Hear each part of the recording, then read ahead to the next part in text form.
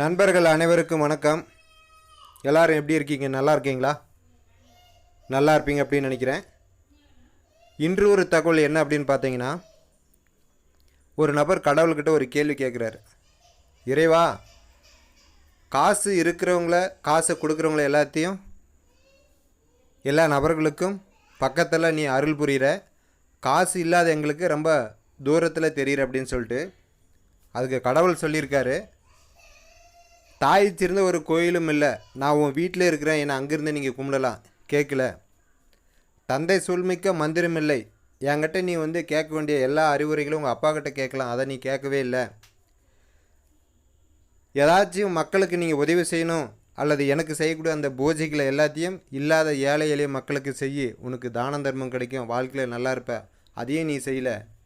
எனக்கான ஒரு இடத்த, எனக்கு எப்போ பூஜை செய்யணும், எப்போ விழா கொண்டாடணும் அப்படின்னு மனிதர்களாகிய நீங்களே முடிவு பண்ணிவிட்டு என்னை ஒரு காட்சி பொருளாக மாற்றிட்டீங்க. அதுக்கு ஒரு கட்டணமும் போட்டு வசூல் பண்ணுறீங்க, பழியை மட்டும் ஏன் மேலே தூக்கி போடுறீங்க அப்படின்ற மாதிரி கடவுள் சொன்னதான்.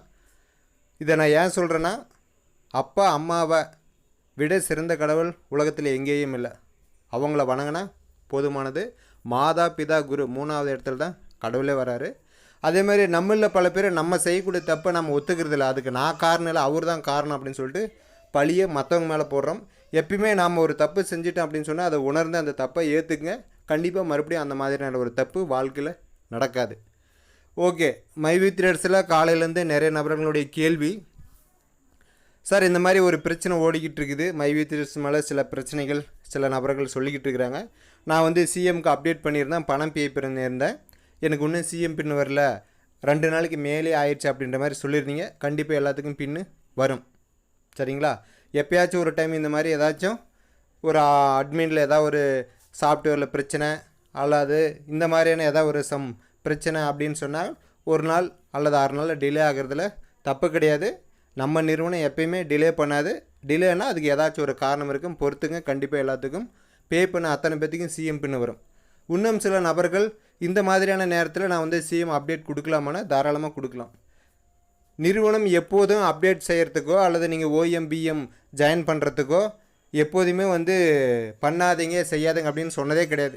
நிறைய நிறுவனங்கள் இப்போ ஜாயினிங் கொடுக்காதீங்க, இப்போ பேமெண்ட் ரிக்வெஸ்ட் கொடுக்காதீங்க, நாங்கள் பேமெண்ட் ரிக்வெஸ்ட் எப்போ சொல்கிறோமோ அப்போ கொடுங்க அப்படின்ற மாதிரிலாம் நிறைய பேர் சொல்லியிருப்பாங்க. நீங்களே நிறைய பேர் பார்த்துருப்பீங்க. மை வித் ரேட்ஸில் இது வரைக்கும் பேமெண்ட்டுக்கு ஆகட்டும், அப்டேட்டுக்கு ஆகட்டும், புதிய நபர்களை இணைப்பதற்காகட்டும் எப்போதும் வெயிட் பண்ணுங்கள் நாங்கள் சொல்கிறோம் அப்படின்ற செய்தியே கிடையாது. அதெல்லாம் நீங்கள் யாரெல்லாம் என்ன பிளானுக்கு அப்டேட் பண்ணுறீங்களோ உங்களுக்கு விருப்பம், சொந்த விருப்பத்தின் பேரில் நீங்கள் என்ன வேணாலும் கொடுக்கலாம். அந்த கால நேரத்திற்குள், அதாவது நீங்கள் அப்டேட் கொடுத்தீங்கன்னா உங்களுக்கு 48 ஹவர்ஸ் ஆகும் வெரிஃபிகேஷன் கால் வர்றதுக்கு. அதுக்கப்புறமா நீங்கள் பேமெண்ட் பண்ணி அதை ப்ரூஃபெல்லாம் நீங்கள் சென்ட் பண்ணிங்கன்னா அதை வெரிஃபிகேஷன் பண்ணி உங்களுக்கு பின் அனுப்புறதுக்கு 48 ஹவர்ஸ் ஆகும். ஒரு சில நேரங்களில் ஒரு சில நபர்களுக்கு அந்த 48 ஹவர்ஸை தாண்டி கூட போகும், கட்டாயம் பின்னு வந்துடும். இது வரைக்கும் யாருக்கும் பின்னு வரல, பேமெண்ட் வரலன்ற கம்ப்ளைண்ட் எங்கேயுமே கிடையாது. அதை எல்லோரும் தெரிஞ்சுக்கோங்க, சரிங்களா? அதேமாதிரி இன்னும் ஒரு சில நபர்கள் பார்த்தீங்க அப்படின்னு சொன்னால், எனக்கு அப்ளிகேஷனில் க்ரீன் கலர் சிம்பிள் காமிக்குது, ஆனால் என் அக்கௌண்ட்டுக்கு வரல, மொதல் டைம் நான் 50 to 60 வித்ரா போட்டேன் அப்படின்றீங்க. கண்டிப்பாக க்ரீன் கலர் சிம்பிள் வந்திருந்தால் உங்கள் அக்கௌண்ட்டுக்கு கிரெடிட் ஆகிருக்கும். நீங்கள் வித்ரா போட்ட தேதியிலிருந்து பேங்க் பாஸ்புக்கை என்ட்ரி போட்டு பாருங்கள், கண்டிப்பாக வந்திருக்கும். அப்படி போட்டு நீங்கள் வரலன்னா அதுக்கு உண்டான எவிடன்ஸை கொடுங்க, பேங்க் பாஸ்புக் என்ட்ரி போட்டு. கண்டிப்பாக உங்களுக்கு உண்டான அமௌண்ட்டு நிறுவனம் எப்போதும் இல்லை அப்படின்னு சொல்லவே சொல்லாது. வாழ வைத்து வாழ் அப்படின்ற ஒரு கான்செப்டில் மக்களுக்கு எந்த பிரச்சனை வந்தாலும் முன்னாடி நின்று நடத்தும் நமது மை வித் ரேட்ஸ். அதை புரியாத சில மக்கள் சில மாற்று கருத்தெல்லாம் சொல்லிட்டு போகிறாங்க. காலம் அவங்களுக்கு ஒரு நாள் கண்டிப்பாக பதில் சொல்லும். அதனால் ரிக்வஸ்ட்டு கொடுக்குறவங்க கொடுங்க. புதிய நபர்கள் ஜாயின் பண்ணுறவங்களுக்கு சில பேர்த்துக்கு இந்த டிஸ்ட்ரிக்ட் ஓப்பன் ஆகலை, மாவட்டம் பேர்லாம் ஸ்டேட் பேர்லாம் ஓப்பன் ஆகலை அப்படின்ற மாதிரி சொல்லியிருந்தீங்க.